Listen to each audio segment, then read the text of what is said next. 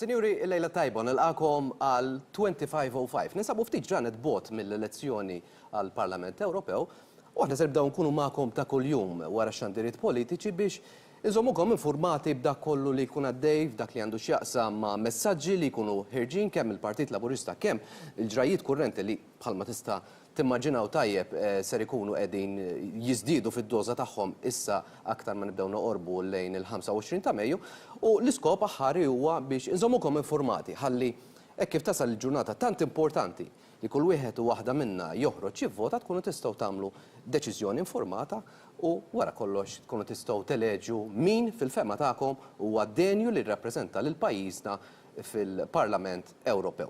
Miej biex nippreżenta dan il-programm se jkun akkumpanjat minn Rebecca illi natuha il-lejla tajba kif inti Rebecca. Il-lejla tajba Pablo, kif inti? Tajjeb ħafna Rebecca, aħna se nkunu qegħdin kuljum ma' telespettaturi tagħna waslu dan il-programm, però din il-ġimgħa daqsxejn format differenti, hux veru? Ekku, kif qed tajt tajjeb inti dan il-programm ser ikun magħkom kuljum matul din il-kampanja kuljum barra it-tnejn, jiġifieri segwuna se nkunu qed ninfurmawkom dak kollu li qed jiġri fil-kampanja l-attivitajiet kollha tal-Partit Laburista sabiex tibqgħu aġġornati segwuna kuljum wara xandiriet politiċi hawnhekk fuq wan kif qal tajjeb Pablo sar kmieni din il-ġimgħa se nkunu qed niffukaw fuq il-Konferenza Ġenerali Annwali tal-Partit Laburista.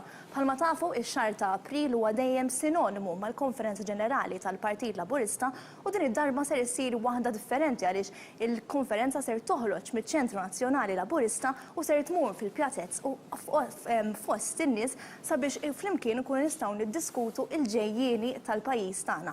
U għalhekk bix-xira illi din il-ġimgħa ser nibdew l-ewwel programm tagħna billi nagħmlu intervista speċjali. L-ewwel intervista tagħna ser tkun mal-Prim Ministru Joseph Muscat u din l-intervista ser tkun qed immexxiha Pablo Mikallef. Hawnhekk mill-ewwel ngħaddu għall-intervista li ser tixxandar issa. Grazie ħafna Rebecca, magħna kif qed tajjeb inti għandna lill-Prim Ministru li huwa ta' pjaċir kbir għalina li nilqgħu magħna għal dan l-ewwel programm. Nittama li kellek jisser tajjeb għaliex milli qed nara mill-iskeda li hemm preparata hija waħda impenjattiva tassew għal dawn il-ġranet li ġejjin. Jien nieħu pjaċir, jien anzi I look forward li konna ġranet bħal dawn fejn nistgħu mhux biss naħdmu, mhux biss inwettqu l-affarijiet, imma ikonna aktar ċans li niltaqgħu man-nies u nikkomunikaw man-nies u huwa fil-fema tiegħi sabiħ ħafna li ħanibdew bil-konferenza ġenerali li ħankunu qegħdin permezz tagħha nagħmlu il-pedamenti, is-sisien tal-kampanja elettorali li mbagħad titlaq nhar il-Ħadd illi ġej fejn ħankunu qegħdin nuru it-tema tagħna imma wkoll il-viżjoni tagħna. Imma biex nagħmlu dan iridu nkunu qegħdin innidu il-sissin. U din il-ġimgħa hija l-ġimgħa tas-sissin li l-Konferenza Ġenerali minflok nissakru x'imkien fil-kwartieri jew x'imkien ieħor immorru fost in-nies, immorru f'lokalitajiet differenti f'Malta u Għawdex. Naħseb li hija mod verament sabiħ ta' kif ħankunu qegħdin niffurmaw il-politika tagħna. Però meta tqis li vera matul is-snin u aħda sallum il-ġurnata l-partiti jagħtu din l-importanza kbira l-Konferenza Ġenerali Annwali. Però meta għandek partit li issa ilu fil-gvern dawn l-aħħar 6 snin, x'sinifikat fiha l-Konferenza Ġenerali Annwali? Għatem lokali ħafna għaliex inti ma tistax tikkontesta l-ebda elezzjoni kux waħda ġenerali kux waħda l-Kunsilli Lokali għall-Parlament Ewropew billi tgħid isma' ivvutaw li għax jien kontra ħadd ieħor, ivvutaw li għax dak ħażin, ivvutaw li għax jien mhux hekk taħdem. Inti trid li twettaq, inti trid li jkollok programm, inti trid ikollok l-ideat, inti trid ikollok is-suġġerimenti illi dak x'ħad tkun tista' tagħmel. U l-Konferenza Ġenerali tagħna huwa il-mument fejn aħna nisnu dawn l-affarijiet kollha u mbagħad noħorġu b'viżjoni għax-xhur ta' wara li tkun parti wkoll mill-istrateġija tagħna bħala gvern li hija l-manifest elettorali tagħna li huwa pjan ta' ħidma mhux biss għall-Partit Laburista, mhux biss għall-Moviment tagħna, ma pjan ta' ħidma għal pajjiż li aħna ta' kuljum nafu x'wedna lin-nies u dak li wedna lin-nies mhux qiegħed hemmhekk fuq il-karta għall-kerjanza. Dak li wedna fuq in-nies aħna xogħolna ta' kuljum li naraw kif iwettquh. Madonna kollu din il-konferenza se titlaqa ftit ġranet biss minn għandna elezzjoni tal-Parlament Ewropew u għandna l-elezzjoni tal-Kunsilli Lokali. Għaliex ittella ċorta waħda minkejja l-impenji li jġibu magħhom żewġ elezzjonijiet bħal dawn? Għax fl-aħħar mill-aħħar meta inti tmur għand in-nies, ma tistax tmur bidejk vojta, ma tistax tmur sempliċement ivvutaw li għax hawn il-problema, votaw li għaliex ħaddieħor negattiv, aħna maħniex negattivi, aħna minna nfusna proposittivi u pożittivi f'dak li ngħidu u nagħmlu. Allura meta inti tmur quddiem in-nies trid tmur b'offerta, offerta hija l-politika tagħna, hija dak li n-nies jafu li diġà wettaqna u dak li qed ngħidu n-nies li ħankunu qegħdin inwettqu fuq bażi nazzjonali imma anke fil-lokalitajiet tagħna. Fil-jiem li ġejjin ħajkonna il-qafas li permess tiegħu mbagħad fil-ġimgħa ta' wara ħankunu qed inniedu il-manifesti elettorali tagħna għal kull lokalità. Pablo, għandna manifesti elettorali għal kull lokalità. Proċess ta' konsultazzjoni li ilu għaddej xhur sħaħ mix-xieħ tajjeb ħafna Daniel Mikallef bl-għajnuna ta' Mario Fava illi naraw in-nies li qegħdin diġà fil-kunsill x'jaħsbu, in-nies fil-lokalità x'jaħsbu u għal kull lokalità żgħira kemm żgħira, kbira kemm kbira f'Malta għaliex għandna setta proposti flimkien ma' proposti ġenerali illi fil-fema tiegħi ħajkun qegħdin jagħtu nifs ġdid importanti ħafna lill-lokalitajiet. Imbagħad għandna l-elezzjonijiet tal-Parlament Ewropew fejn aħna il-poplu Malti wawċi, il-familji u n-negozji Maltin u wawċin jistgħu jserħu moħħhom fuq ħaġa waħda żgur bħala pajjiż li aħna naħdmu favur pajjiżna mhux skont min ikun fil-gvern, naħdmu favur pajjiżna ikun min ikun fil-gvern. Għamilna hekk bħala membri parlamentari fi żmien meta l-Partit Laburista kien fl-oppożizzjoni, nibqgħu nagħmlu hekk meta l-Partit Laburista huwa fil-gvern u nemmen li 25 ta' Mejju huwa mument fejn il-poplu irid jagħti l-ġudizzju tiegħu fuq ix-xogħol li twettaq mill-membri parlamentari Ewropej taż-żewġ partiti imma iktar milli biss ix-xogħol individwali u hemmhekk naħseb illi għandna rekord tajjeb ħafna ta' suċċess tal-membri parlamentari Ewropej tagħna bħala Partit Laburista, jien naħseb li l-poplu ħajkun qed jiġġudika fuq l-attitudni. Mhux biżżejjed illi tgħid illi inti taħdem mal-pajjiż, li inti tgħid li inti trid taħdem flimkien għall-pajjiż biex dik il-kwistjoni. Il-kwistjoni hija ta' kif taħdem ta' kuljum. U fl-aħħar 5 snin il-poplu Malti wawċi raxxieda tal-liema membri parlamentari bil-kliem u bil-fatti ħadmu favur il-pajjiż u dawk li jew wadbu l-ġebla u ħbew idejhom jew anzi wadbu l-ġebla u ftaħru li wadbuha il-ġebla. U issa il-mument li fil-25 ta' Mejju li ġej il-poplu Malti wawċi għandu ċans li jiġġudika lilna l-koll u l-dawn il-persuni. Inti titaq ma' ħafna nies, kif ħadu għadin in-nies li tqajt magħhom illi għandek min forsi ikkasbar l-isem ta' Malta barra minn xtutna fl-Ewropa? Jien naħseb illi kulħadd jaċċetta illi l-membri parlamentari Ewropej huwa fid-dmir tagħhom li jkunu viġilanti u kritiċi tal-gvern tal-ġurnata. Jien ma niddejjaq xejn li anke l-membri parlamentari Laburisti jekk il-gvern ikun b'xi mod jew ieħor qiegħed jonqos minn dmirijietu jikkritikawna. Dik hija parti minn xogħolhom li jaraw li l-standards Ewropej ikunu qegħdin jiġu miżmuma f'pajjiżna. Ma dak mod u xi ħaġa li aħna nistennew u l-poplu jistenna, l-familji jistennew mill-membri parlamentari Ewropej. Li ma jistennewx huwa sitwazzjoni fejn ikun hemm min li sempliċement biex ikun minn għalih qiegħed jilħaq xi skop partiġjan ikkasbar għal xejn isem pajjiżna. U mbagħad is-sabiħa meta nies minn pajjiżi oħra jibilgħu dik it-tip tal-ixka, ħareġet l-oppożizzjoni ftit tal-jemilu meta membru Ġermaniż qalet mela Malta jekk huma dawn l-affarijiet kollha u semma l-littanija ta' affarijiet li ilhom jgħidu xi membri parlamentari tal-Partit Nazzjonalista ngħid xi għax hemm diversi komponenti ma tistax titkellem fuq oppożizzjoni waħda, hemm diversi fazzjonijiet fl-oppożizzjoni. Qabad u għamel il-littanija li kienu jgħidulna ta' kuljum il-membri, xi membri parlamentari Ewropej Nazzjonalisti u xi partijiet mill-oppożizzjoni. Għax qal dawn l-affarijiet qal mela allura li l-Malta rridu nneħħula l-flus tal-Ewropa. U l-oppożizzjoni qalet le ma tarax jien ngħid isma' dan irrepeta sempliċement dak illi ilkom tgħidu intom. U li kieku veru dawk l-affarijiet, veru li Malta ma tistax tieħu flus mill-Unjoni Ewropea, allura il-fatt li l-oppożizzjoni qiegħda tgħid le ma naqblux ma dik il-konklużjoni, l-oppożizzjoni qiegħda tammetti illi dak li sqiet lil ħaddieħor lil barranin għal dal-aħħar snin fuq pajjiżna ma kienx verità, ma kienx minnu, imma minn zera r-rieħ issa jitjaħsad it-tempesta. U t-tempesta mhux jiddeċidi għall-Prim Ministru jew jiddeċidu aħna l-politiċi. Il-ġudizzju ta' dan kollu jagħtih il-poplu Malti wawċi fil-25 ta' Mejju li ġej. Prim Ministru sammet il-Kunsilli Lokali u kien hemm ħafna kritika wkoll il-Partit Laburista mhux qed jagħmel biżżejjed fil-Kunsilli Lokali. Dan jikkontrasta ferm ma' dak li għadek kemm qed tgħid tax-xogħol siewi li sar fil-manifesti. Kunsilli Lokali jekk ma għamilna xejn li għamilna ħafna. X-xogħol ta' Silvio Parnis u ta' Owen Bonnici qed jidher sewwa immens. Jekk ma għamilna xejn imma għamilna xi ħaġa li hija kruċjali għall-Kunsilli Lokali qed ngħidulhom toqgħodux tinkwetaw fuq it-toroq ħajamilhom il-Gvern ċentrali. Jien ma tqajtx ma' sindku li hu sindku, kunsilliera li hija kunsilliera li ma qaltlix ma qallix isma' le t-toroq iridu nibqgħu nagħmluhom aħna. Qaluli le, Deo grazzjas li il-toroq ħajamilhom il-Gvern.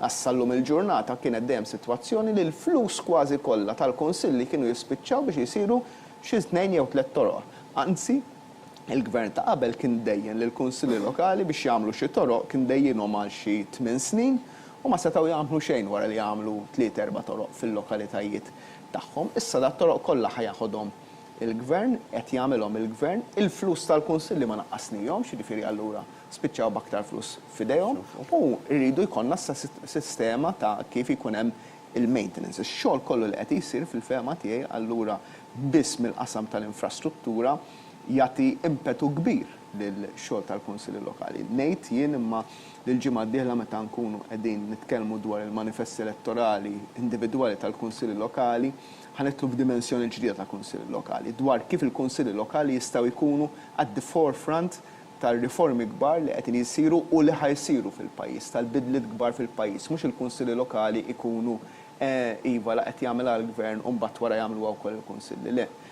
Din id-darba bħala Partit Laburista l-idea tagħna hija li jekk ħajamel xi ħaġa il-Gvern jekk ġejja bidla fil-pajjiż, Kunsilli Lokali ħajkunu fuq quddiem nett ta' dik il-bidla. Interessanti, mod partikolari meta qegħdin fil-25 sena ta' xogħol li l-Kunsill Lokali naħseb li jkollhom daqsxejn gwidi ġodda. L-importanti li insistejt ħafna li l-kwistjoni tal-Kunsilli Lokali ma tiġi tkun għall-kunsilliera. Rispett kollu għandi rispett kbir l min joħroġ għall-Kunsilli Lokali għal mijiet ta' kandidati jkunu b'talima partit ikunu onestament u naħseb li rrid inneħħilhom il-kappell nies li jaħdmu ħafna drabi b'dedikazzjoni kbira bla politika u ma waħdiet il-Kunsilli Lokali fejn ikun hemm pika bla sens partiġjana. F'ħafna drabi wara li tgħaddi l-elezzjoni tal-Kunsilli Lokali jekk mhumiex Labour, jekk mhumiex nazzjonalisti, jekk mhumiex indipendenti dawn jpoġġu bil-qiegħda u jaħdmu flimkien għal ġid tal-lokalità. Imma xi kultant konna qegħdin f'sitwazzjoni l-Kunsilli Lokali jisom jingħaqdu f'bozza u jkun hemm postijiet fejn in-nies ma jibqgħux jħossu il-xogħol tal-Kunsilli. Jkun hemm lokalitajiet forsi jkunu kellna l-Hamlets ma ħadmux dik hija l-verità forsi f'xi postijiet waħdiet li ħadmu. Li jkunu qegħdin jien l-ewwel wieħed jinnejx f'lokalità fejn m'għandniex kunsill għandna Hamlet. Jiddependi fil-verità dwar kemm iridu jagħtu importanza l-kunsilliera, l-kunsilli u jagħtu riżorsi għal dak il-lokalitajiet. X'liktar jinteressa n-nies fil-fehma tiegħi mill-affarijiet kollha l-indafa. In-nies jippretendu l-indafa fit-toroq. In-nies jippretendu li jekk huma issa bdew jirriċiklaw fid-dar iktar u iktar il-postijiet fejn fit-toroq fil-lokalitajiet iridu jkunu notfa. Għandna postijiet li huma notfa, għandna postijiet li mhumiex. Għandna postijiet li mhumiex notfa għaliex il-kunsilli mhumiex effiċjenti biżżejjed, għandna postijiet li mhux notfa għax il-kunsilli naddaf u nies jerġgħu jaħarġu. Jiġifieri hemm kwistjoni ċivika, hemm kwistjoni wkoll ta' management illi rridu u aħna qegħdin fil-manifesti tagħna nkunu qegħdin naraw illi nindirizzaw b'mod speċifiku ħafna. Prim Ministru, il-kampanja elettorali semmejna l-elezzjoni tal-Parlament Ewropew u l-elezzjoni tal-Kunsilli Lokali se jnaqsu mill-importanza ta' xogħlijiet li hemm fil-pipeline bħal pereżempju riforma tal-ugwaljanza f'dak li għandu x'jaqsam il-politika. jien il-Prim Ministru, ġifieri fl-aħħar mill-aħħar il-poplu għażilni biex immexxi ma qallix isma' ħu xahar leave biex ma tagħmel xejn u mur oqgħod ikkampanja. Ix-xogħol tal-gvern jibqa' għaddej normali biex ma ngħidx jibqa' għaddej b'aktar saħħa u anke matul dan ix-xahar ħajkonna l-opportunità illi nuru lill-poplu il-riżultati ta' dak li ksibna aħna bħalissa waħda mill-affarijiet li l-iktar qegħdin nistennew bil-ħerqa in-nies forsi ma jkunux konxi kulħadd ta' dan kollu huwa li għada toħroġ l-istatistika uffiċjali verifikata mill-Ewropa, nkun qed nistennew mill-Ewropa bħalissa b'dawn is-sigħat l-informazzjoni dwar il-finanzi tal-pajjiż biex naraw jekk irnexxilniex nagħmlu surplus jew le din is-sena. Għas-sena li għaddiet jiġifieri kif konna qegħdin nimmiraw illi nagħmlu. X'dan inti tagħmel surplus faċli kieku taqbad u tagħmel surplus taqta' l-pensjonijiet, tkeċċ in-nies minn mal-gvern, ma tonfoqx flus, tħalli l-mediċini out of stock, ħadd ieħor kien jagħmel dan l-affarijiet kollha wkoll ma kienx jkollu surplus, kien jkollu deficit. Aħna daħħalna kelma ġdida fil-vokabularju Malti kważi. Il-kelma surplus qabel in-nies ma kinux jafu xi tfisser għax ma kienx tintuża, ma kienet tidher imkien. Illum għandna surplus, issa għadha nkunu nafu jekk irnexxilniex li għat-tielet sena wara l-oħra nagħmluh dan is-surplus, nittama jien il-verifiċi mhux aħna rridu nagħmluhom, rridu jsiru min-naħa Ewropea, nistennew dawn is-sigħat u naraw jekk filwaqt li żidna l-pensjonijiet, li żidna n-nefqa fl-infrastruttura, li żidna l-benefiċċji, li żidna x-xogħol, li żidna l-mediċini li nagħtu b'xejn, jekk irnexxilniex laqqasna t-taxxi wkoll, ma rridx ninsa, irnexxilniex ukoll li nagħmlu surplus. Imma affarijiet oħra jistgħu jsiru għax isu matul dawn is-snin kollha rajna progress sena wara l-oħra, suċċessi kbar li kiseb il-Partit Laburista fil-Gvern. Where do we go from here? Le, għandna ħafna x'nagħmlu, l-mument li naħsbu li għamilna kollox huwa l-mument li nibdew infallu. Fadal ħafna x'nagħmlu, inti semmejt inti stess waħda mill-ikbar bidliet li nemmen li għandna nimbuttaw il-qudiem hija l-ugwaljanza bejn irġiel u nisa. Maċ għadna m'għandniex f'sitwazzjoni li għandna ugwaljanza sħiħa f'dan il-pajjiż imxejna ħafna l-qudiem ma għadna lura immens, hemm affarijiet oħrajn irrid nara li l-pensjonanti tagħna il-pensjonijiet tagħhom iservuhom aktar, żidna l-pensjonijiet għal sena fuq l-oħra. Mhux biżżejjed, għad fadlilna x'inżidu, rridu nżidu l-benefiċċji, rridu ngħinu lil miqgħed fil-kera, rridu noħorġu bl-iskemi illi wedna u li qegħdin naħdmu fuqhom qegħdin fil-final biex dak li jkun għandu iktar minn 40 sena jkun nistgħu ngħinuh biex jixtri post tiegħu illi jkollna riforma ġusta fil-qasam tal-kirjiet, qed insemmilek biss uħud mill-affarijiet li huma works in progress, affarijiet li jridu jsiru. U mbagħad fuq kollox ta' dan huwa li nkomplu għaddejjin bil-miraklu ekonomiku Malti, illi ġifieri noħolqu aktar postijiet tax-xogħol, li noħolqu aktar ġid għax mingħajr ix-xogħol u mingħajr il-ġid l-affarijiet kollha l-oħra illi nitkellmu dwarhom ma jistgħux jitwettqu. Semmejt din tal-riforma tal-ugwaljanza u allura li nagħtu lil-mara aktar importanza fl-aspett politiku. Rajtek fajt ħafna enfasi fuqha, għaliex tħoss li hija daqstant importanti, tħoss li ħatamel differenza? Naħseb li tagħmel differenza kbira għaliex f'pajjiżna qegħdin f'sitwazzjoni fejn nofs il-pajjiż mhux rappreżentat. Immaġina qegħdin il-Marsa naqtaw linja fil-pajjiż immaġinarja, naqtawha l-inħawi tal-Marsa, naqtaw l-inħawi ta' ħal-Qormi jew ta' Birkirkara ngħidu mela min-naħa ta' fuq tal-pajjiż għandna nies fil-Parlament, in-naħa t'isfel m'għandna l-ħadd jew bil-maqlub tgħid li isma' kif jista' jkun. Qegħdin f'sitwazzjoni simili fuq irġiel u nisa, għandna nofs il-pajjiż li prattikament mhuwiex rappreżentat adekwament. Tgħid in-nisa mhux għal min iridu jivvutaw storja twila. Il-konklużjoni hija imma li aħna ipproponejna lil poplu fil-elezzjoni li għaddit li nieħdu miżuri korrettivi, qed ikollna l-kuraġġ li naħduhom dawk il-miżuri u jien ngħid li għal uliedna bniet u jekk m'għandniex uliedna bniet għal ulied bniet li għatrid ikollhom is-subin tagħna biex ikunu jistgħu jgħixu f'dinja f'pajjiż ugwali, rridu nieħdu l-miżuri kuraġġużi li huma long overdue. Prim Ministru, kif għedna u kif jixed ukoll isem tal-programm 2505 hija ġurnata importanti għal pajjiżna, bħalma hija ġurnata importanti madwar l-Ewropa kollha għaliex dan id-dritt li għandna li noħorġu nivvutaw rridu neżerċitaw. Għaliex għandna noħorġu nivvotaw għall-elezzjonijiet tal-Parlament Ewropew. Kemm hija importanti l-elezzjoni tal-Parlament Ewropew illum il-ġurnata fis-sena 2019 u kemm x'inhu l-messaġġ tiegħek għal dawk kollha li qegħdin iseguna mod speċjali min se jivvota l-ewwel darba? L-ewwel net ħajvutaw għall-ewwel darba fl-istorja f'dawn l-elezzjonijiet f'pajjiżna żgħażagħ li għandhom 16 u 17 sena. Dik hija riforma oħra li għamilna, ġifieri min jaf kemm hawn ġuventur u tfajliet li huma eċitati li hawn l-ewwel darba ħajkun qed jivvutaw mhux ġuventur u tfajliet biss ta' 18 sena ma ġuventur u tfajliet ta' 16 u ta' 17 sena. Għax nostalġija dak kien żmien. Ta' meta kellek 16, ħaseb wara jien. Sewwa, imma il-tajba di.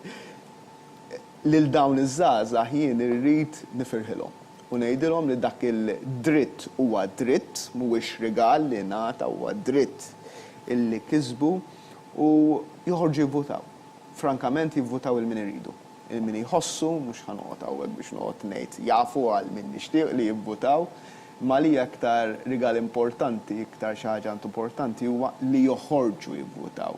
Illi ma jagħtux raġun lil min kien jgħidilna toqgħodux tagħtu l-vot li tfal jsejħulhom ta' 16 u 17 sena dak ma jifhmux. U ruhom li m'għandhomx raġun.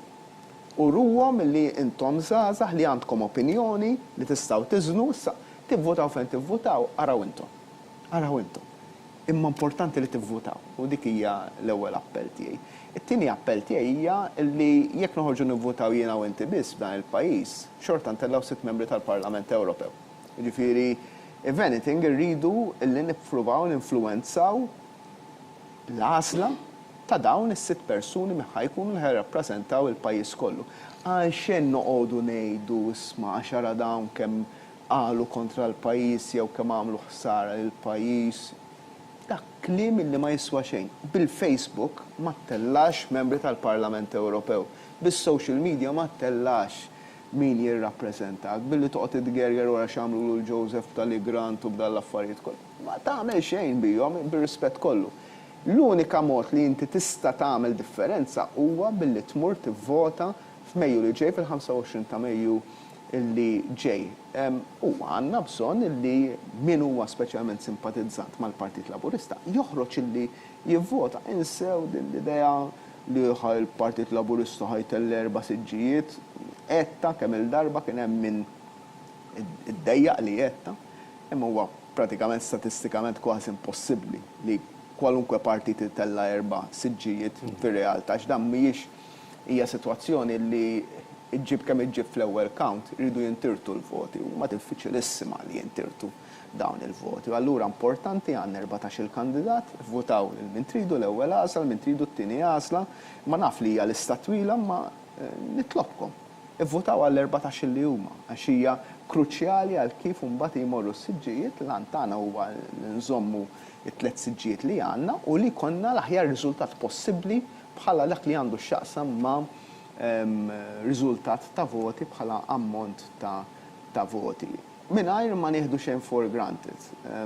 Aħna meta tqis il-forzi u l-potenzi li dejjem jitkellmu kontrina, aħna konna għadna u nibqgħu l-underdogs f'din is-sitwazzjoni. Naf li jkun hemm min jiddejjaq li jisma' ngħidha, ma nemmina jien għax meta tqis li kull darba mewġa wara mewġa maħluqa ħafna drabi minn nies li issa stess iridukom li ma toħorġux tivvutaw ħalli jerġgħu jkunu qegħdin f'dak is-siġġu, naħseb li aħna għandna triq li dejjem tkun għat-tela.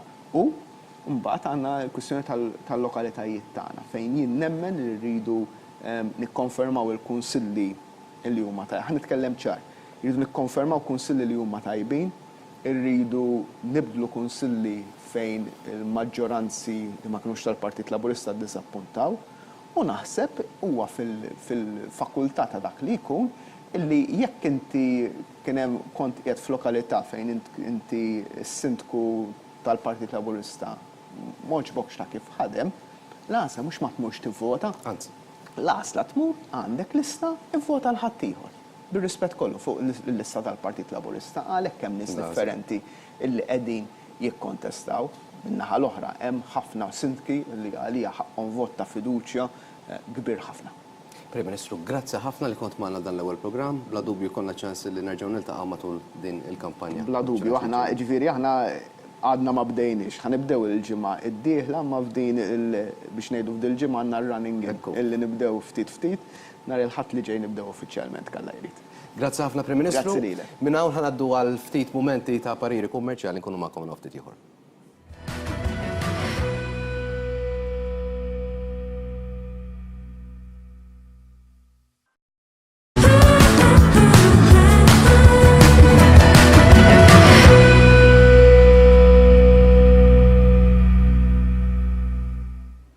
Kif rajtu hemmhekk kellna l-Prim Ministru Joseph Muscat fl-ewwel intervista tal-programm 2505. Ċertament ma stajniex nibdaw il-programm b'mod aħjar għaliex kellna l-Prim Ministru fejn hemmhekk elenka l-viżjoni tiegħu għal dawn il-25 ġurnata li ġejjin għall appuntament elettorali importanti ħafna li għandna. Kif rajtu l-messaġġ tal-Prim Ministru huwa wieħed ċar u ħorġu ivvutaw nhar il-25 ta' Mejju kemm għall-elezzjonijiet tal-Parlament Ewropew kif ukoll għal dawk tal-Kunsilli lokali. Iżda issa se naqilbu għat-tieni parti tal-programm. It-tieni parti tal-programm ser tiffoka fuq il-Konferenza Ġenerali tal-Partit Laburista. Bħalma tafu din il-ġimgħa hija waħda speċjali għall-partit għaliex id-delegati ser ikunu qed jitlaqgħu f'numru ta' attivitajiet li qed isejjaħ il-partit iżda din id-darba b'differenza.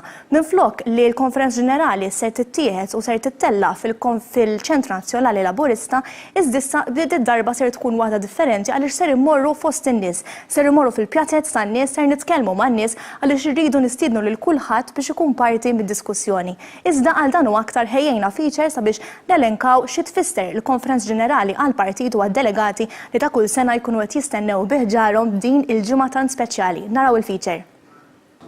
Konna l-ġimgħa tal-Konferenza Ġenerali tagħna fejn nagħtu gwida il-fejn nkunu mexxin fix-xhur li ġejjin. April, ix-xahar li ta' kull sena iġib miegħu il-Konferenza Ġenerali Annwali tal-Partit Laburista.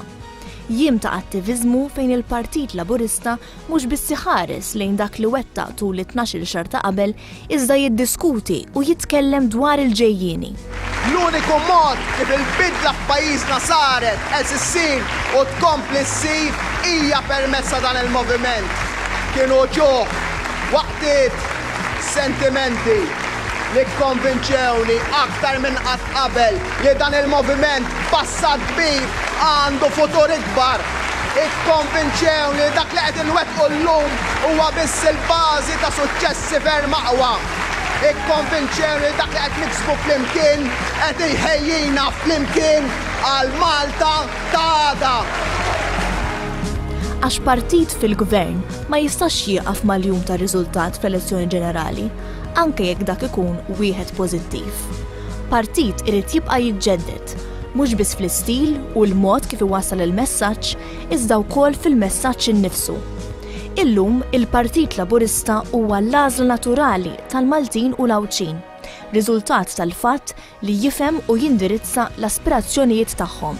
U biex tifhem l-aspirazzjonijiet tan-nies trid tkun qribhom, f'nofshom. Propju għal dan il-għan din id-darba il-Konferenza Ġenerali se tuħu xejra differenti. 3 minn 5 sessjonijiet se joħorġu miċ-Ċentru Nazzjonali Laburista u jmorru f'Ħaltarxin, ta' Sannat u s-Swatar l-Imsida. Hemm ser isir diskussjoni mal-pubbliku dwar pajjiżna, il-lokalitajiet ta' għada u s-sem ta' Malta fl-Unjoni Ewropea. Biex il-ġimgħa u l-ħadd imbagħad isiru s-sessjonijiet plenarji biex il-qofol jintlaħaq l-ħadd filgħodu bid-diskors tal-Prim Ministru u mexxej tal-Partit Laburista Joseph Muscat. Il-ġimgħa tal-Konferenza Ġenerali ta' din is-sena timmarka wkoll il-bidu ta' 2505, il-programm fuq One li ser iwassalna għal 25 ta' Mejju.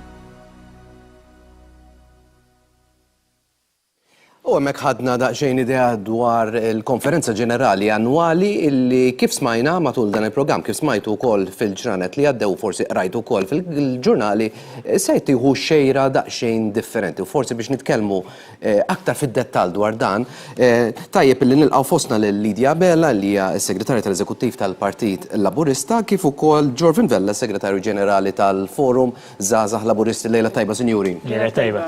Lidja, smajna ħafna u jidher li hemm dal-entużjażmu entużjażmu għal mod ta' kif din is-sena l-Konferenza Ġenerali Annwali se titlaq miċ-ċentru nazzjonali u se tmur fost in-nies. Għaliex din x'inhu l-iskop tagħha? Ekku, qudiemna Pablo għandna ġimgħa eċitanti, għandna ġimgħa li il-delegati tal-konferenza jkunu qegħdin tant jistennew b'ħerqa għaliex huwa appuntament annwali fejn il-kol ninġabru u nevalwaw dak li jagħmel il-gvern matul l-aħħar sena u noħorġu bi proposti konkreti għal dak li rridu naraw f'pajjiżna. Kif qed tajjeb inti, kif spjega tajjeb il-feature, Pablo, din id-darba se nagħmlu konferenza b'differenza għal fatt li din id-darba ħanoħorġu lilin miċ-ċentru nazzjonali tagħna, ħammorru qrib in-nies. Għalfejn għaliex nemmnu illi meta inti tmur man-nies tkun tista' tifhem aħjar x'inhuma l-bżonnijiet tagħhom. Il-Prim Ministru Joseph Muscat kif ukoll smajnieh jitkellem aktar kmieni, minn meta laħaq mexxej tal-partit dejjem qal li wieħed mill-għanijiet prinċipali tiegħu li jara lill-Partit Laburista aktar viċin in-nies. U naħseb ta' min jirrimarka l-bidliet fil-istatut tal-partit li kien implementa il-mexxej Joseph Muscat kien fejn fassal il-miżuri kif il-Kungress tal-partit li jitlaqqa qabel kull elezzjoni ġenerali għamlu qrib in-nies. Ġifieri il-Kungress dejjem jiġi organizzat man-nies. Din id-darba mhux ħanamlu il-Kungress biss imma anke l-Konferenza Ġenerali se toħroġ lilin u se nkunu qegħdin niltaqgħu fl-Irħula, fil-pjazzas tal-Irħula biex mhux biss id-delegati jipparteċipaw fid-diskussjoni imma anke l-pubbliku in ġenerali.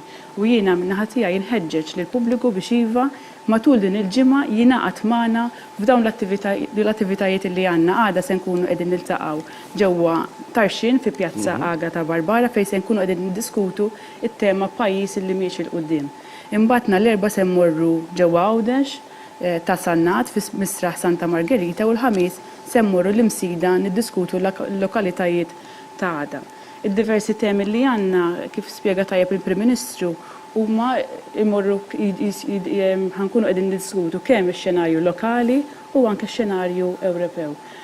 Ħankunu qegħdin nitkellmu fuq is-suċċessi li jagħmel pajjiżna, kif mexa l quddiem, x'inhuma l-miżuri li ġew implementati u x'irridu aħna għall-futur ta' pajjiżna. Il-Partit Laburista meta fil-gvern speċjalment irrid ikun viġilanti fuq ix-xogħol tal-gvern. Ġifieri ma rridux nistrieħu biss fuq ir-riżultati li ksibna. Kulħadd jista' jinnota llum il-ġurnata li l-avvanzi ekonomiċi kienu kbar pajjiżna. Il-ġid qed iħossu kulħadd. Il-numru ta' qatt naqas drastikament. In-nisa daħlu fid-dinja tax-xogħol. Iż-żgħażagħ imxew il quddiem u tajnihom ħafna opportunitajiet. Però għatem sfidi oħrajn li rridu nindirizzaw. U rrid ikun il-Partit Laburista illi jara, illi jkun assis fuq il-Gvern, illi nassiguraw li l-mandat elettorali illi ktibna aħna bħala partit qabel l-elezzjoni ġenerali u li llum sar kuntratt mal-elettorat irrid jiġi implementat fl-intir tiegħu, irrid jiġi onorat u rridu nassiguraw illi dak illi wedna inwettquh mill-bidu sal-aħħar. U hekk se nkunu qegħdin nagħmlu fil-konferenza ġenerali li ġejja, se nkunu qegħdin niddiskutu mal-pubbliku ġenerali, mad-delegati, dak li rridu naraw f'pajjiżna, x'inhuma l-isfidi li għandna u kif se nindirizzawhom. Interessanti. Jorvin, inti ovvjament bħala segretarju ġenerali tal-Forum Żgħażagħ Laburisti għandek daqsxejn iktar interess għal dak li tkellimna u ċenajna liha aktar kmieni għaliex għall-ewwel darba se jkun hemm iż-żgħażagħ ta' 16-il sena illi se jkunu qegħdin jivvotaw propju waqt din l-elezzjoni. X'inhu l-fil ta' dawn iż-żgħażagħ illi għall-ewwel darba se jivvotaw għall-elezzjoni illi aktar ma żmien aktar tkun waħda importanti dik tal-elezzjonijiet għall-Parlament Ewropew? Pożittività. Dik huwa sentiment li qed jinħass ġenwinament fost iż-żgħażagħ hemm barra, sentiment li minkejja li forsi kien hemm min wera d-dubju tiegħu kif żgħażagħ ta' 16 u 17-il sena jistgħu jkunu b'xi mod parteċipi f'dawn l-elezzjonijiet li jiddeċiedu l-futur tagħna, tal-lokalitajiet tagħna, tal-Unjoni Ewropea kif ir-rappreżentanti tagħna fil-Parlament Ewropew se jkunu qegħdin jagħmlu d-deċiżjonijiet tagħhom, se jkunu qegħdin jiddiskutu u jiddefendu l-isem u anke jresqu l-pajjiżna quddiem din istituzzjoni rappreżentattiva direttament tal-poplu għaliex il-Parlament Ewropew huwa elett fost in-nies, mhuwiex allura il-membri tal-gvern jew inkella rappreżentanti li jkun eleġġa gvern jew punta gvern sabiex jirrappreżentaw lill-pajjiż u l-Unjoni f'din fl-istituzzjonijiet partikolari, ma dan il-Parlament Ewropew huwa elett min-nies u din hija s-sabiħ għaliex aħna wkoll qegħdin ngħixu f'din id-demokrazija għaliex il-poplu qiegħed jagħżel ir-rappreżentanti tiegħu f'din l-istituzzjoni Ewropea. Imma s-sentiment imbarra kif qed fost iż-żgħażagħ huwa ta' pożittività. Infakkar illi kien il-Partit Laburista li fl-2015 bis-saħħa tiegħu, bis-saħħa tal-Partit Laburista fil-Gvern, żgħażagħ ta' 16 u 17-il sena ivvutaw għall-ewwel darba fl-elezzjonijiet ta' dik is-sena tal-Kunsilli Lokali. Dak kien prova u nassigurak li iż-żgħażagħ irrispondew b'mod pożittiv ħafna anke naraw l-ammont ta' żgħażagħ li ġew eletti fil-Kunsilli Lokali dak iż-żmien. Issa ngħid illi persentaġġ kbir ħafna tal-kandidati żgħażagħ tal-Partit Laburista f'dik l-elezzjoni ġew eletti. Uħud minnhom kienu eletti saħansitra sindki, infakkar illi anke l-Partit Laburista fl-aħħar leġislatura kellu l-iżgħar sindku ta' pajjiżna. Apparti minn hekk imma kien hemm ukoll żgħażagħ oħrajn li ġew eletti f'karigi bħal kunsilliera u anke minority leaders. U dan juri jagħti sodisfazzjoni lilna illi ħdimna f'dik il-kampanja lil żgħażagħ illi ivvutaw għaliex qed jaraw rappreżentanza wkoll żagħżugħa f'dawn il-kunsilli lokali li xi kultant m'għandhomx daqstant importanza minn nisem barra għaliex konna narawhom bħala dik l-organu li immorru hemmhekk nikkritikaw, inwasslu il-vuċi tagħna li forsi xi triq fiha ħafna ħofor jew inkella xi bankina hemm bżonn li titnqala. Nafu li l-Kunsilli Lokali kienu restritti ħafna fil-mod kif setgħu jagħmlu dawn il-proġetti minħabba nuqqas ta' fondi li kellhom, minħabba li Gvern Nazzjonalista kien iddeċida li jagħti dan il-pis, neħħi dan il-pis minn fuq spallejn il-Gvern ċentrali u jagħti pis bħal dan kbir lill-Kunsilli Lokali u allura l-Kunsilli Lokali finanzjarjament ma setgħux jagħmlu proġetti infrastrutturali kbar matul il-leġislatura sħiħa. U allura kienu jisibu ma' wiċċhom jaffaċċjaw kritika qawwija u forsi nuqqas ta' interess minn nies barra. Qed naraw ukoll id-differenza għaliex anke permezz tal-pjan tal-Gvern li proġetti infrastrutturali issa se jkun qed jagħmilhom u matul dawn is-7 snin li ġejjin kif kienu wkoll imwiegħed fl-aħħar elezzjoni tal-2017 dan il-piż issa madux fuq il-Kunsilli Lokali u issa nistgħu nifukaw fuq kif ħansebħu l-lokalitajiet tagħna, fuq kif ħanatu ħajja aktar soċjali l-lokalitajiet tagħna u definittivament li l-ideat tan-nies qed se jkunu mismuha matul iż-żmien li ġejjin. Imma nixtieq ukoll nitkellem dwar il-Parlament Ewropew għaliex din hija l-ewwel darba li żgħażagħ ta' 16-il sena f'pajjiżna se jivvutaw fl-elezzjonijiet tal-Parlament Ewropew. Imma aħna qegħdin fost l-ewwel pajjiżi tal-Unjoni Ewropea. Infakkar li Malta hija t-tieni pajjiż fl-Unjoni Ewropea illi żgħażagħ ta' 16 u 17 sena jistgħu jażlu r-rappreżentanti tagħhom fil-Parlament Ewropew u allura tagħti pis responsabilità kbira li żgħażagħ hemm barra ta' 16 u 17 sena li se jivvutaw għall-ewwel darba għaliex huma jridu jkunu ta' eżempju għall-istati membri l-oħra tal-Unjoni Ewropea tal-membri l-oħra li ma jridux għalissa jagħtu dan id-dritt. Irridu nuru u nagħtu eżempju li żgħażagħ ta' 16 u 17 sena fl-Unjoni Ewropea għandhom jingħataw id-dritt illi wkoll huma isemmaw leħnhom. Ġofen, inti għamilt aċċenn interessanti ħafna għal dak li wiegħed il-Partit Laburista u dak li wetta. U jidher qisu illi kull darba li il-Partit Laburista jipproponi xi ħaġa titwettaq u titwettaq f'ħin pjuttost qasir. Forsi aħna mdorrijin is-soltu nipproponu xi ħaġa jgħaddu snin u forsi jekk ikun possibbli issir. Imma jidher li għall-kuntrarju l-Partit Laburista matul dawn is-snin kull darba li wieħed xi ħaġa wara ftit ta' żmien narawh hands on deck kif ngħidu biex titwettaq. Temnu li din se trabbit ċertu fiduċja fost in-nies hemm barra li anke mill-aspett żagħżugħ they warm up kif jgħidu bl-Ingliż lejn il-Partit Laburista għaliex qed juri li kull meta jwieħed xi ħaġa ħajasal biex iwettaqha. Jiena din kont referejt għalija qabel l-elezzjoni ġenerali li għaddiet bħala ċertifikat ta' garanzija li l-poplu għandu. Għaliex fil-leġislatura ta' bejn l-2013 u l-2017 il-Gvern Laburista kien qiegħed iwettaq dak illi wiegħed. Fl-elezzjoni tal-2017 il-poplu kien qed jivvota lil Partit Laburista fuq dak illi wettaq. Għaliex il-Partit Laburista, Gvern Laburista wera illi dak li wiegħed qabel l-elezzjoni wettqu kollu. U allura hemmhekk qed jivvota meta fideh kellu ċertifikat ta' garanzija. U kif smajna illum lill-Prim Ministru jiena b'sodisfazzjon illum smajtu jitkellem meta beda jgħid iva dawn huma issues illi qegħdin naħdmu fuqhom u tkellem qal work in progress. U fost il-work in progress illi rrefera lihom kien hemm issues u temi li ddiskutejna fil-konferenza ġenerali illi għaddiet. Fosthom il-tibdil fil-liġi tal-IVF li tkellimna fuqhom fil-konferenza li għaddiet fejn għadna illi minkejja li kien hemm l-implementazzjoni tal-liġi tal-IVF xorta waħda baqa' koppji illi ma kinux qegħdin jirnexxu u ma kienx qed ikollhom l-ulied. U konna ħeġġiġna lill-Gvern biex idaħħal il-liġijiet li kien hemm bżonn biex aktar familji jkollhom l-ulied. U matul is-sena li għaddiet rajna l-Gvern Laburista idaħħal il-liġijiet li hemm bżonn biex iva aktar familji kellhom l-ulied. Tkellimna wkoll dwar ir-rappreżentanza tan-nisa fil-Parlament Malti.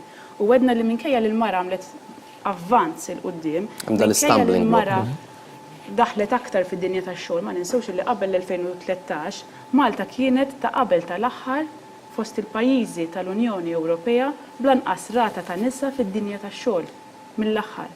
Illum il-ġurnata għandna nisa fid-dinja tax-xogħol rekord, ġifieri n-nisa bl-inċentivi li l-Gvern Laburista daħħal u implementa bit-child care b'xejn illi implementajna illi kien għalija monument soċjali fejn il-mara tajnija il-saħħa u s-serħan il-moħ biex timxi l-qoddim u terġa' toħroġ fid-dinja tax-xogħol.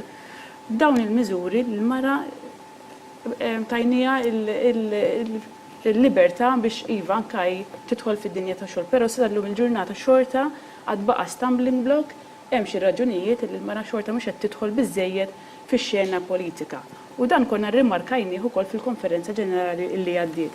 Matul din is-sena rajna l-Gvern Laburista jippreżenta dokument tal-konsultazzjoni pubblika illi ġie mfassal minn kumitat illi ġie kompost apposta biex jiġu implementati miżuri pożittivi ħalli il-Parlament Malti jkun qed jirrappreżenta l-soċjetà b'mod aktar bilanċjat. Interessanti ħafna, grazzi ħafna Lidja, grazzi ħafna Ġorfin, se nkunu magħkom minna ftit ieħor, però ħanaddu issa ftit momenti ta' pariri kummerċjali biex imbagħad nlaqgħukom ma' mistieden ieħor illi għandha Rebecca.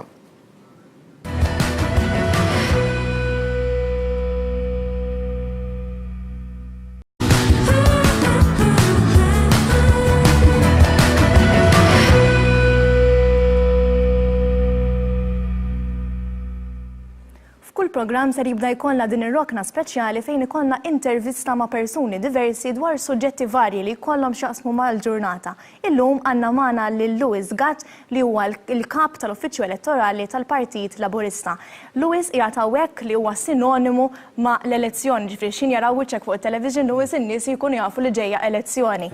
Illum se nitkellmu dwar l-eluq tan-nomini. Illum bħalma nafu ftit tas-sigħat ilu anzi għalqu n-nomini għall-elezzjonijiet. Kemm kien hemm nomini min-naħa tal-Partit Laburista u kif kien dan il-proċess? Kif qed tgħid inti llum kienet l-aħħar ġurnata li persuna se tiddaħħal in-nomina ta' kandidat ma' partit politiku jew kandidat indipendenti u l-ħin kien fis-7 ta' filgħaxija. Partit Laburista daħlu ftit inqas minn 400 kandidatura għall kunsilli lokali u kien hemm ovvjament l-14 kandidati għall-Parlament Ewropew. Dawk kienu fisem il-Partit Laburista.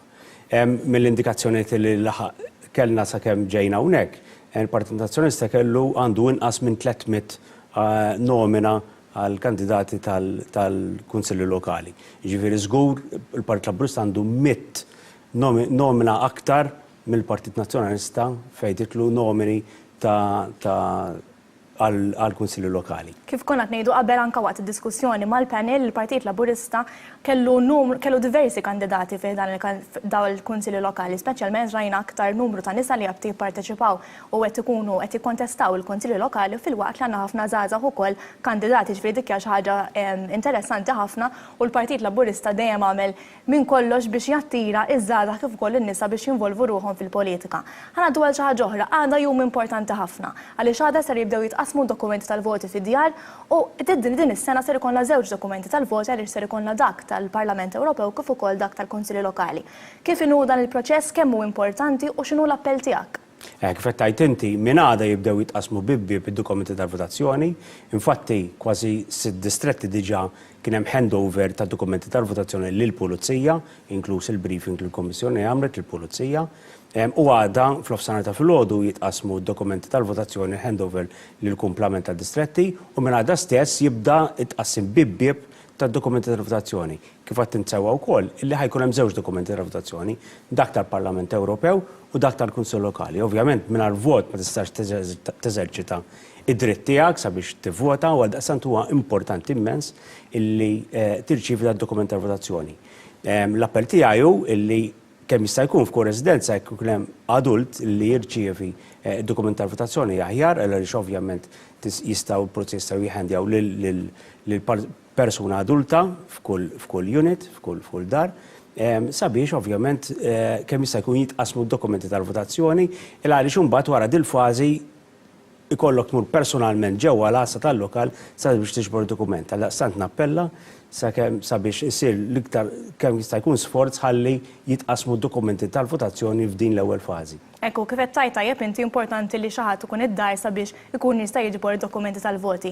Iżda Luis, ser ikun hemm min ikun imsifer dakinhar tal-25 ta' Mejju, iżda ikun irid jivvota xorta. X'jista' jagħmel jekk inti ser tkun ngħidu tkun imsifer dakinhar kif tista' tivvota xorta u tipparteċipa? Dawk il-persuni illi fil-25 ta' Mejju jum l-elezzjoni ħajkunu msifrin jew fil-25 ta' Mejju ħajkunu rikoverati l-isptar għandhom appuntament ta' operazzjoni jew xi ħaġa l-isptar. Jistaw sempliċement jiffirmaw dikjarazzjoni mal-Kommissjoni Elettorali, kull ma jridu jagħmlu jmorru n-naxxar fej jisir l-att tal-voti u hemmhekk jiffirma dikjarazzjoni ġuramentata illi fil-25 ta' Mejju ħajkun imsiefer jew rikoverat l-isptar. Il-ħinijiet tal-uffiċċju ma bejn 8 u sija u nofs u bejn 3 tal-ofsinhar u 7 ta' flaxija. Umbagħad is-sibt 18 ta' Mejju imur ġewwa n-naxxar stess u jivvota hemmhekk bejn 7 ta' filgħodu u 10 ta' flaxija. Tajjeb illi ngħid li dawk li huma reġistrati għawdex flok ħajqogħdu jiġu Malta sabiex jivvutaw jistgħu jivvutaw ġewwa il-farm sperimentali tax-Xewkija għawdex u allura ovvjament ħatnaqqas it-traġitt anke lil dawk l-awċin reġistrati għawdex illi sabiex jeżerċitaw id-dritt tagħhom minflok joqogħdu jaqsmu l-fliegu lejn Malta jivvutaw ġewwa u Mhux jekk ikunu iktar komdi ħanajdu hekk. Mela grazzi ħafna Luis tal-kummenti tiegħek, kummenti importanti ħafna ġifieri nappellaw kull min jaħseb li ma jistax jivvota dakinhar tal-25 ta' Mejju għal xi raġuni jew oħra imur jagħmel id-dikjarazzjoni tiegħu sabiex ikun jista' jivvota fit-18 ta' Mejju. Iżda issa ser ngħaddu biex naraw promo dak li għandu x'jaqsam mal-Konferenz Ġenerali Annwali fejn ser qed naraw ġimgħa ta' attivitajiet li qed itella l-Partit Laburista minħabba l-Konferenz Ġenerali Annwali. Narawh flimkien. Konferenza Ġenerali Annwali 2019. Pajjiż li miex il-qudiem. It-23 ta' April fis-6:30 ta' filgħaxija, Pjazza Agata Barbara, Ħaltarxin. Malta l-aqwa fl-Ewropa, 15-il sena wara sħubija. L-erba' 24 ta' April fis-6:30 ta' filgħaxija, Misraħ Santa Margherita ta' Sannat. Il-lokalitajiet ta' għada. Il-ħamis 25 ta' April fis-6:30 ta' filgħaxija, Triq Iswatar l-Imsida. Sessjoni plenarja. Il-ġimgħa 26 ta' April fis-6 ta' filgħaxija, Ċentru Nazzjonali Laburista l-Ħamrun. Il-ħadd 28 ta' April. Diskors tal-Prim Ministru mexxej tal-Partit Laburista Joseph Muscat. Fid-9:30 ta' filgħodu, Ċentru Nazzjonali Laburista il-Ħamrun. Grazie ħafna Rebecca. Lura għall-aħħar parti tal-programm tagħna kif edna għandna lil Lidja Bela Ġorvin Buġej konna qed nitkellmu dwar l-importanza ta' dawn l-elezzjonijiet kemm għaż-żgħażagħ kif ukoll f'din il-ġimgħa illi nfakru min għada l-Konferenza Ġenerali Annwali tal-Partit Laburista xtaqt il-kummenti konklusivi Lidja għada nfakru Ħaltarxin u x'hekk. Minħeġġeġ l-attivisti kollha biex jinaqdu magħna għada fl-attività li se tittella fi Pjazza Agata Barbara Tarxin. It-tema pajjiż li miex il-qudiem, mhux għada biss inħeġġiġhom biex jinaqdu magħna fl-attivitajiet kollha li se nkunu qegħdin norganizzaw matul din il-ġimgħa fejn se nkunu qegħdin infasslu s-sisien tal-kampanja elettorali illi ġejja. 5 ġimgħat oħra biss il-bot mill-appuntament elettorali importanti l-elezzjonijiet tal-Kunsilli Lokali u l-elezzjonijiet tal-Parlament Ewropew. U allura importanti ħafna li l-istrutturi tal-Partit Laburista matul dan iż-żmien ikunu ffukati biex inħejju ruħna għall-elezzjonijiet li ġejjin. Se jkollna messaġġ wieħed ċar, messaġġ favur Malta. L-interess prinċipali tagħna bħala partit dejjem kien l-interess ta' pajjiżna. U allura inħeġġeġ lill-pubbliku biex jingħaqad magħna matul din il-ġimgħa ħalli l-koll kemm aħna nkunu parteċipi f'dan ir-running in għall-kampanja elettorali li ġejja biex fil-25 ta' Mejju nerġgħu nagħtu messaġġ ċar illi rridu l-Partit Laburista, il-Gvern Laburista illi jagħmel il-bidliet u jwetta il-ħidma favur pajjiżna. Naturalment, semmejna il-pedamenti importanti fil-konferenza ġenerali annwali, iż-żgħażagħ xejn inqas mhux hekk? Bla dubju, fil-fatt il-Forum Żgħażagħ Laburisti kif anke approva fil-laqgħa ġenerali tiegħu din is-sena se jkun qed iressaq u anke kif maqbul mill-Eżekuttiv Nazzjonali tal-Partit Laburista bl-appoġġ tal-Prim Ministru u mexxej tal-Partit Laburista Joseph Muscat, se nkunu qegħdin nresqu emozzjoni biex inkomplu nġeddu l-Partit Laburista forsi tajna dritt tal-vot li żgħażagħ ta' 16-il sena, ma ħsibniex għall-partit tagħna stess għaliex zammejna l-sħobija tagħna sa 16-il sena. Li ħanamlu illi mill-din il-konferenza se nresqu mozzjoni biex fl-istatut tal-Partit Laburista il-ħidma ta' żgħażagħ ta' 14 u 15 il-sena li diġà hija attiva fil-Forum Żgħażagħ Laburisti tkun rikonoxxuta statutorjament u jkunu jistgħu jissieħbu fil-Partit Laburista bħala membri imħallsa ta' dan il-partit. Proset. Grazzi Jorvin, grazzi ħafna Lidja li kontu magħna, sinjuri ringrazzjawkom. Aħna wasalna fit-tmiem ta' dan il-programm. Flimkien ma' Rebecca nerġgħu nkunu magħkom għada għall-appuntamenti ħor ta' 2505 u xek Rebecca. Ekku, għadda l-ewwel programm iżda l-ewwel għadha niltaqgħu ħaltarxien taħt it-tinda ser ikonna l-ewwel laqgħa tal-Konferenza Ġenerali Annwali tal-Partit Laburista u mbagħad niġu lura hawnhekk sabiex ikollna t-tieni programm ta' 2505. Grazzi li kontu magħna, nawgurawkom il-komplement tas sera tat-tajba. Il-lejla tajba.